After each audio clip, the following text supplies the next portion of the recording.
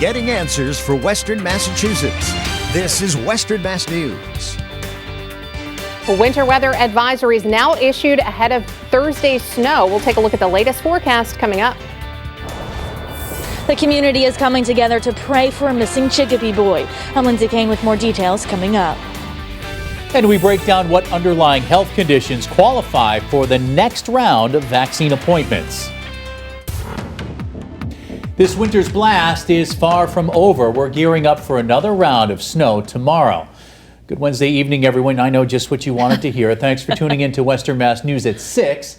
I'm Chris Pisano. And I'm Jordyn Jagolinzer. I'm just trying to laugh it through at this point. Let's send things over to meteorologist Janna Brown for the latest on what we can expect. Janna, it's been a busy week for you. It has. And now, instead of winter storm watches, we have gone down to winter weather advisories. We're not expecting quite as much snow, and it's going to happen over a longer period of time, which reduces the impact to your travels. So we've got winter weather advisories that get started at noon tomorrow and will go out all the way through Friday night. What's changed? Well, our areas of low pressure, we're actually tracking 2 of them. They're trending a little bit farther to the south, which keeps our snow on the lighter side. We're expecting a minor to moderate snowfall. It's going to be long lasting again from tomorrow afternoon all the way out through Friday night. Light breezes, cold temperatures, no mixing is expected, so it's fairly straightforward. It's just going to feel like it goes on forever. Right now, it is quiet and gorgeous as we look out to the horizon. We're 26 degrees though, with a wind chill at 16. That breeze definitely makes a difference. Mid-20s for the valley, teens for the hill towns for temperatures.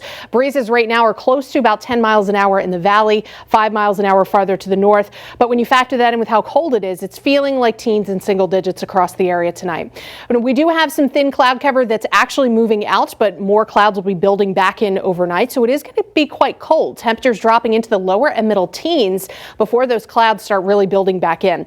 Tomorrow morning, as you wake up and head out the door, it is looking very quiet. Ignore the snow here. The morning commute will be cloudy, cold, and dry. The evening commute will likely feature some light snow, leading to some slippery road conditions. We'll take a look at the storm in more detail in just a few minutes. Back to you. Janna, thanks. And Western Mass News has you covered for that upcoming storm.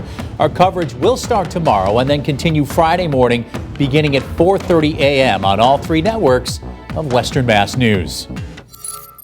The Chicopee community is coming together for a candlelight vigil to pray for 11-year-old Aiden Blanchard's safe return. The boy hasn't been seen since February 5th, leading to a massive search by police. Our Western Mass News reporter Lindsay Kane is live for us now in Chicopee with the latest. Lindsay? Chris and Jordan, people I spoke with tonight tell me it's important for the community to come together at a time like this and spread hope. This afternoon, people gathered at the Medina boat ramp with candles and praying that Aiden will come home. The organizer of the event tells Western Mass News he doesn't know the family personally, but he still wanted to help. I just felt that I saw a family struggling. As a father myself, I can't imagine the darkness and the hurt and pain this situation has caused. Aiden hasn't been seen in more than 10 days. Police think he was last here at the boat ramp before his disappearance. Crews have searched the Chicopee and Connecticut River. Massachusetts State Police had a helicopter out looking today, and police continue to investigate all leads. Coming up later on Western Mass News, we hear from others in the community on how they're rallying to help bring Aiden home.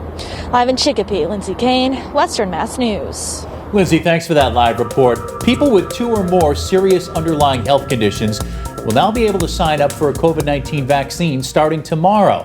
This as the state moves into the next round of eligibility, which also includes people 65 and older. But only certain underlying health concerns are considered comorbidities. Western Mass News reporter Audrey Russo is live in Springfield with more. Audrey? There's a long list of conditions that are considered comorbidities, but state health officials today also stressed that they're looking to help other people in vulnerable conditions. People 65 and older will be eligible to schedule their COVID-19 vaccine appointments starting Thursday, as well as people with 2 or more serious health conditions. We also added asthma to the list of medical conditions that can qualify for this group. Asthma, a somewhat late addition to the list of comorbidities you see on your screen. Dr. Jonathan Bayuk of Allergy and Immunology Associates of New England says asthma on its own hasn't proven to be as dangerous as previously thought to those with COVID-19. But he says in combination with other comorbidities on the list, it could be more dangerous. The people who are obese tend to have more severe asthma, and smoking's on there.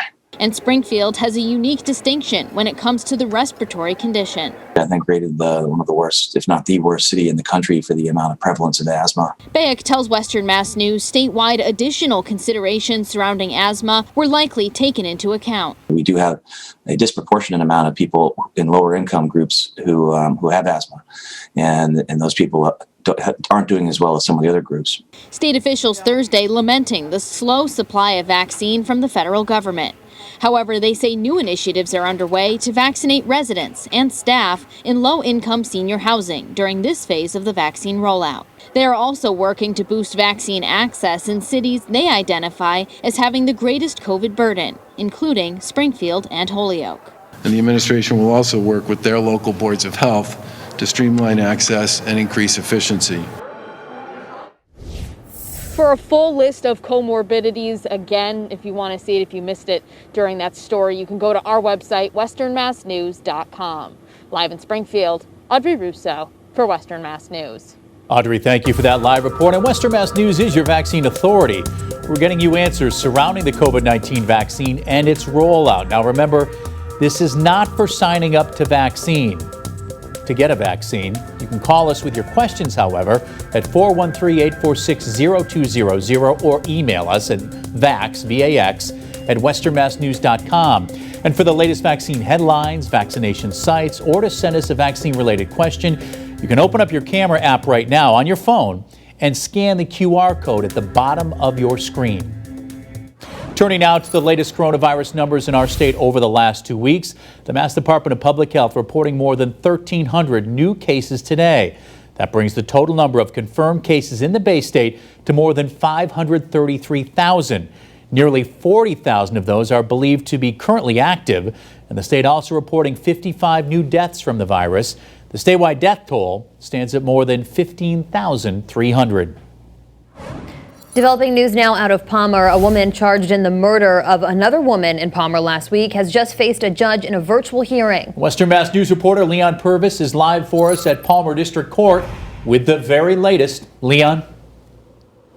Chris Jordan, 54-year-old Brenda Mayhew is charged with murder. The Palmer resident is accused in the killing of 68-year-old Marcia Wilson, also of Palmer, last week. Western Mass News was in the courtroom as Mayhew appeared virtually before a judge just after 4 this afternoon, her hands visibly bandaged. The Hampton County District Attorney's Office tells us Mayhew was taken into custody at Bay State Medical Center last night. Forensic psychologist Dr. Andrew Burke was sworn in to testify on Mayhew's condition. You had an opportunity to speak with Ms. Mayhew? I did, Your Honor, yes. And as a result of that conversation, have you come to a conclusion? Yes, I'm recommending further evaluation under the provisions of 15B to Worcester Recovery Center and Hospital. It was just over a week ago on February 8th when police responded to a call on Fox Street at 8 in the morning. Police say they had to force their way into the house where they found one person dead, now identified as Marcia Wilson. They say they also found 2 other people who were injured inside the house and were taken to the hospital. No official word if Mayhew was one of those injured. Now, Mayhew is under a 20-day evaluation. Her next court date is scheduled on March 8th. Western Mass News will continue to stay on top of this case and bring you latest developments both on air and online. For now, live in Palmer, Leon Purvis, Western Mass News.